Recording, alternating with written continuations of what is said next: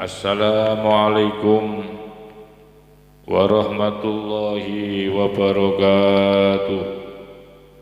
Bismillahirrahmanirrahim. Alhamdulillahil qail nun wal qalami wa ma yasturun. Ma anta bi ni'mati rabbika bimajnun. Qala rabbi shrah li sadri wa yassir li amri wahlul 'uqdatam min lisani yafqahu qawli. Subhanaka la ilma lana illa ma 'allamtana innaka antal alimul hakim wa tub 'alaina innaka antat tawwabur rahim. Allahumma shalli wa sallim wa barik ala Muhammad wa ala alihi wa ashabihi wa dzurriyyatihi wa man tabi'ahu amma ba'd. Pada para jamaah pengajian yang dimuliakan Allah Subhanahu wa taala, alhamdulillah wa syukrillah kita masih mendapatkan nikmat sehat dan nikmat sempat, sehingga dengan dua nikmat ini kita masih terus untuk iltizam bid-dawam, untuk selalu yaitu mengkaji ilmu. Setelah kita menyelesaikan tentang definisi tasawuf, maka kali ini kita akan mencoba untuk meneruskan kembali yaitu kajian kitab Iqwadul Himam yang merupakan karya Muhammad Ibnu Ajibah, dengan harapan mudah-mudahan kita semua memperoleh barokah ilmu ini. Wasofiyus shadiqu, adapun seorang sufi yang jujur, seorang sufi yang benar-benar sufi, itu alamatuhu, adapun ciri sufiyus shadiq, sufi yang jujur, sufi yang benar-benar sufi, itu ayyaftaqira, tetap menjadi fakir, ba'dal ghina, setelah kaya, wa yudilla, dan tetap menjadi rendah dan hina, ba'dal izzi, setelah mendapatkan kemuliaan, wa yukhfi, dan juga menjadikan dirinya tidak terkenal atau menyamarkan dirinya, ba'da syuhrati, setelah terkenal. Jadi seorang sufi yang benar-benar sufi itu biasanya ditandai oleh tiga hal ini. Kalau dia sebelumnya dia seorang yang kaya, maka dia tidak mau larut di dalam kekayaannya. Dia ingin menjadi fakir, ingin menjadi miskin, dan andaikan kaya yang ia miliki itu juga tidak kunjung habis, maka di dalam jiwanya itu beliau tancapkan rasa fakir. Dan bagi orang-orang sufi yang betul-betul sufi yang jujur, itu akan ditinggalkan segala bentuk materi-materi, kekayaan-kekayaan. Kita ambil contoh Ibrahim bin Adham, seorang anak bangsawan, seorang penerus sebuah kerajaan, penerus sebuah tahta yang kekayaannya sangat luar biasa. dia tinggalkan, dia lepaskan dari kekayaan yang ia miliki. Dia ingin menjadi seorang fakir, dia lepaskan itu hanya membawa tongkat dengan keyakinan yang kuat bahwa dia tetap akan diberikan rezeki oleh Allah Subhanahu wa taala. Wa yudhilla ba'dal izzi, dan menjadikan dirinya hina, rendah setelah mulia. Kita ketahui dulu para kiai-kiai di masa mudanya itu hidupnya serba mewah, serba mulia, serba berpenampilan. Tapi ketika usia mereka sudah mulai matang ilmunya, mulai matang zuhudnya, mulai matang kewaroannya, maka bentuk-bentuk kemuliaan, hidup mewah itu ditinggalkan. Dan itu banyak sekali. Wa yukhfi ba'da syuhrati, dan juga ciri yang ketiga dari seorang sufi yang betul-betul sufi adalah dia akan menyembunyikan dirinya setelah menjadi orang yang terkenal. Kita tahu bahwa Imam Ghazali salah satu tokoh yang sebelum dia memasuki dunia sufi, dia adalah seorang dekan. Dia seorang yang mencapai puncak karir yang sangat terkenal. Dan siapa yang tidak mengenal Imam Ghazali, karena pada saat itu dia sebagai seorang dekan di Madrasatun Nidham, sebuah lembaga pendidikan yang sangat terkenal dan sangat masyhur dan sangat munafik. Semestinya biasanya orang-orang kalau karirnya menanjak pasti dia akan ingin lebih dari itu. Tetapi tidak pada Imam Ghazali. Begitu karirnya menanjak, begitu karirnya mulai viral dan populer, justru beliau meninggalkan keterkenalan itu. Ditinggalkan jabatan sebagai dekan, jabatan sebagai dosen di sebuah lembaga pendidikan yang disebut Madrasah Nidhamiyah itu ditinggalkan. Dia lepaskan jabatan, semua jabatan-jabatan itu. Dia tinggalkan kepopulerannya, keterkenalannya ditinggal. Dia memasuki sebuah arena, sebuah tempat. Dia tinggalkan untuk menuju sebuah masjid. Dia melakukan kholwat selama 6 bulan. Dia tidak ingin menjadi orang yang terkenal. Itu di antara ciri khas atau ciri-ciri sufi yang sejati. Wa alamatus sufiyil kadhibi, sedangkan ciri-cirinya seorang sufi yang hoax, yang bohong, yang pembohong, itu ayyastaghna, yaitu mencari kaya ba'dal fakri, setelah lama fakir. Dan sebaliknya, bahwa ciri sufi yang bohong, sufi abal-abal, itu adalah ayyastaghniya, yaitu justru mencari popularitas, mencari kekayaan, mencari harta ba'dal fakri, setelah dia dalam perjalanan sufinya itu dia menderita, justru penderitaan demi penderitaan, kefakiran demi kefakiran. Itu tujuannya ingin menjadi orang kaya ketika dia masuk dunia sufi.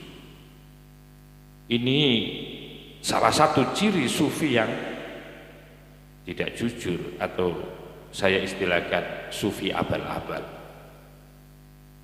Wa yu'izza, dan mencari kemuliaan ba'da dzulli, setelah rendah, setelah hina. Justru dengan penampilan hinanya, justru dengan penampilan rendahnya, sesungguhnya di dalam hatinya ia ingin mencapai, ingin menggapai, ingin memperoleh, dengan cara-cara rendah itu ingin memperoleh kemuliaan. Jadi melakukan perjalanan sufinya itu hanya ingin mendapatkan kemuliaan, ingin mendapatkan perhatian di tengah-tengah masyarakat, ingin mendapatkan kekaromahan, ingin mendapatkan kemuliaan. Ini bagian daripada ciri seorang sufi yang tidak jujur, ciri daripada seorang sufi yang abal-abal. Justru dengan melalui sufinya dia ingin menjadikan dirinya mulia, ingin mendapatkan keramat di tengah-tengah masyarakat. Kalau ada seorang pelaku sufi tujuannya ingin menjadi orang yang mulia dirinya, maka itu sekaligus menjadi ciri sufi yang bohong. Karena pada dasarnya sufi itu adalah satu usaha seorang manusia agar jiwanya ini menjadi bersih. Dengan bersihnya jiwa ini kemudian bisa mendekatkan diri kepada Allah. Wa yashtahiru, dan ingin menjadi terkenal ba'dal khifai, setelah tersembunyi, setelah tidak terkenal. Jadi dia melakukan perjalanan sufi itu hanya ingin menjadi orang yang terkenal nanti. Setelah dia tidak diperhitungkan pada saat dia menjalani riyadhah, dia adalah orang-orang yang tidak diperhitungkan. Tapi ingat, katanya dia, satu saat pasti saya akan masyhur dari perjalanan sufi saya ini. Nah, ini ciri-ciri daripada seorang sufi yang abal-abal ya seperti ini. Tujuan sufinya, tujuan melakukan khalwat, tujuannya muraqabah kepada Allah Subhanahu wa taala, justru ingin gelak menjadi orang yang terkenal. Masya Allah, Masya Allah. Dan ini di dalam kitab Iqadul Himam, ciri-ciri ini dikategorikan sebagai ciri sufi yang bohong, pembohong. Qalahu Abu Hamzah Al-Baghdadi, begitulah pendapat daripada Abu Hamzah Al-Baghdadi. Wa qala, dan dawuh siapa Al-Husain Ibnu Mansur Al-Hallaj, ini yang sangat terkenal Al-Hallajnya. Sesungguhnya namanya adalah Al-Husain bin Mansur, tapi terkenal dengan nama Al-Hallaj. Menurut dawuhnya Al-Hallaj, as-sufiyu adapun seorang sufi itu wahidun fid dzati, bersatu di dalam zatnya dengan zat Allah. Jadi sufi yang sejati menurut Husain bin Mansur atau yang sangat kita kenal yaitu Al-Hallaj, jadi sufi yang sejati itu adalah sufi yang bisa menyatukan dirinya dengan zat Allah. Dan ini agak repot kita mengambil pendapatnya Husain bin Mansur atau Al-Hallaj, karena ini sangat rawan terhadap kesalahpaham. Oleh sebab itu ajaran sufinya Al-Hallaj ini layak biluhu ahadun, tidak boleh diterima, tidak ada seorang pun yang menerima. Karena apa? Karena seorang sufi yang sejati itu, katanya Al-Hallaj, harus menyatu dengan zatnya Allah. Sehingga kadang-kadang di dalam ajarannya Al-Halal itu ketika ditanya siapa Anda, siapa kamu, dia jawab aku adalah Allah, aku adalah Tuhan. Karena dia mendefinisikan sufi itu adalah bersatu dengan zatnya Allah. Oleh sebab itu layak dulu ahadun, tidak ada seorang pun yang bisa menerima pendapatnya Al-Halal. Wala yakbilu, begitu juga ya, wala yakbilu, begitu juga tidak menerima siapa Al-Halal ahadan kepada seseorang. Jadi ajaran Al-Halal ketika mendefinisikan seorang sufi yang sejati itu adalah sufi yang menyatu secara zat dengan Allah. Dan pasti ajaran ini tidak akan diterima oleh seorang pun. Tapi begitu juga Al-Halal tidak menerima pendapat orang lain. Begitu juga Al-Halal tidak mau menerima pendapat seorang pun. Wakila, dan dikatakan as-sufiyu, adapun seorang sufi itu kal ardi, seperti tanah, seperti bumi, seperti tanah, yutrohu yang dilempari, yutrohu yang dibuang, alaihi di atas tanah, apa kullu qabihin, segala perkara yang jelek, yang kotor. Jadi seorang sufi itu ibaratnya tanah yang dibersihkan dari hal-hal yang jelek.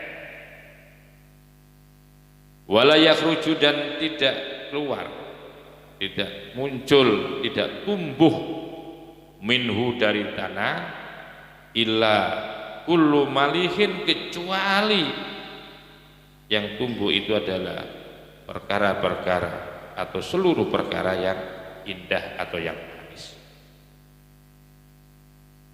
Tentu ketika sebuah petak tanah kalau dibersihkan, kalau sudah bersih tanah itu dari rumput-rumput yang mengotori, atau tanah itu bersih dari kotoran-kotoran, maka pasti tidak ada lain ketika tumbuh dari tanah itu kecuali akan tumbuh sesuatu yang indah atau yang manis.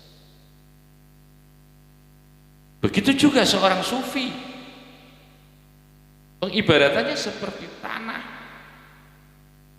Jadi sufi yang betul-betul sufi itu diibaratkan bak seperti tanah yang dikeluarkan semua hal-hal yang jelek, semua hal-hal yang kotor yang ada pada tanah itu, sehingga ketika muncul, ketika tumbuh dari tanah itu tidak ada lain, pasti yang tumbuh adalah sesuatu yang indah atau yang manis.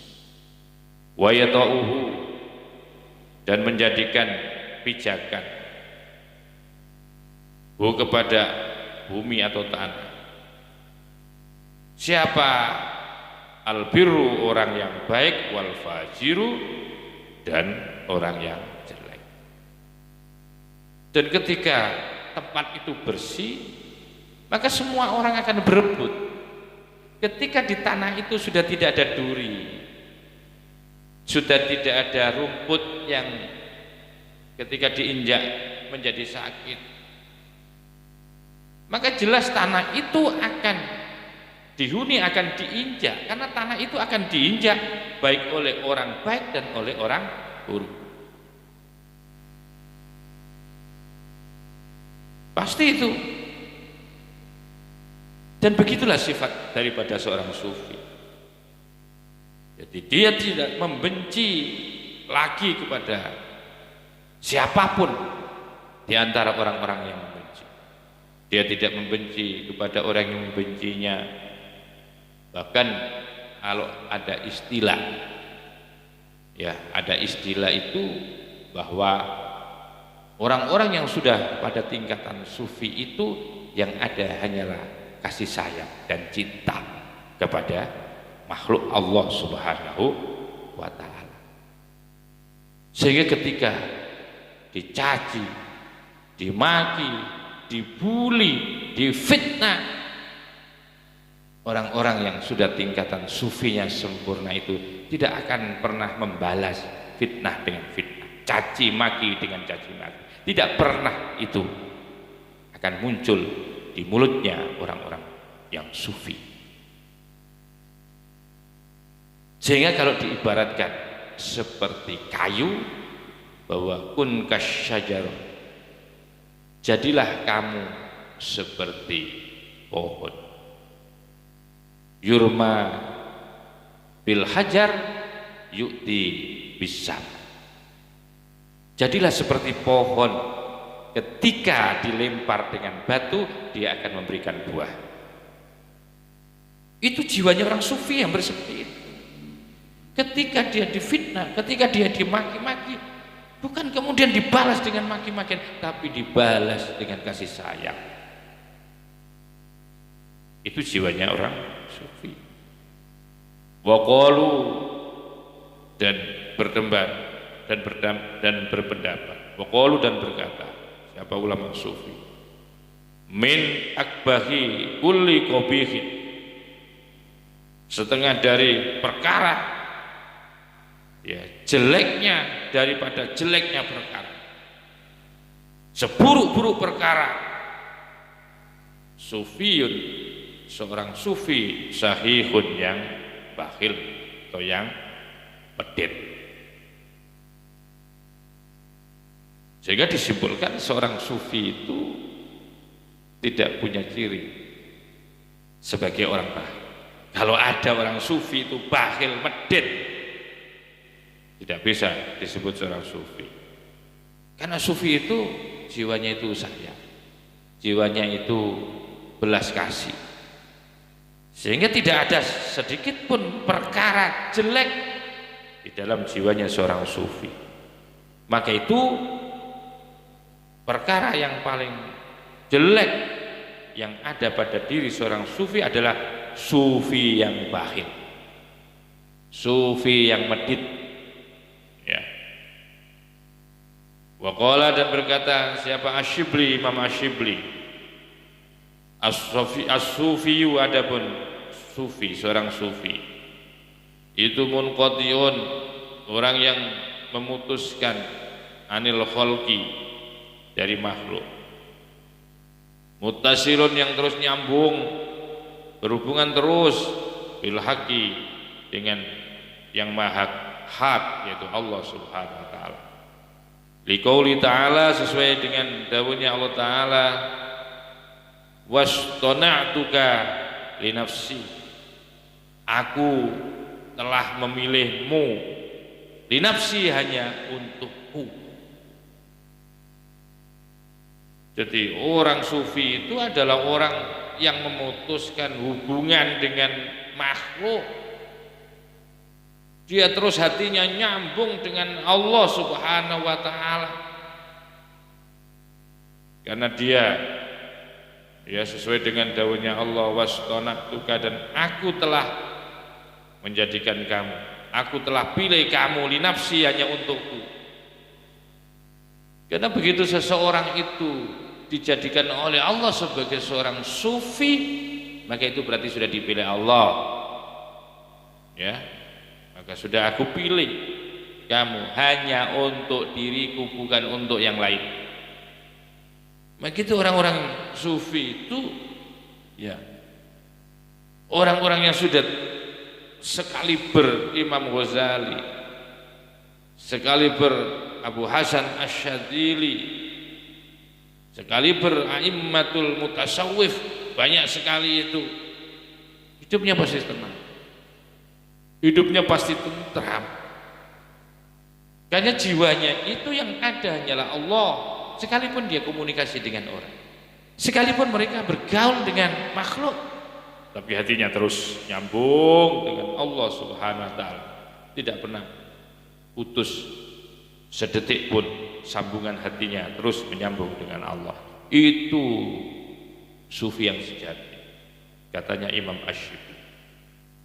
Summa qala, kemudian dawuh Imam Asy-Syibli aidon juga, as-sufiyah, adapun seorang sufi itu atfalun fi hijril haq, seperti anak-anak yang ada di pangkuan Tuhan, di pangkuan Allah. Dia pasrahkan dirinya, ya, biarlah Allah yang mengatur. Dia serahkan jiwanya, biarlah Allah yang mengatur. Dia pasrah ada di pangkuan Tuhan, bak seperti anak kecil.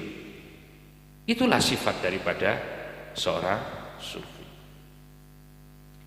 Wakila, dan sebagian pendapat ada yang mengatakan as-sufiyu, adapun seorang sufi itu la takiluhul ardu wala tudhilluhu sama, yakni la yahsurhu al-kaunu. Seorang sufi adalah seorang yang tidak takiluhul ardu, ditinggikan oleh bumi, dan tidak pula dinaungi oleh langit. Jadi mereka itu tidak pernah merasa dirinya ditinggikan oleh bumi dan tidak pernah merasa dirinya itu dipayungi atau dinaungi oleh langit.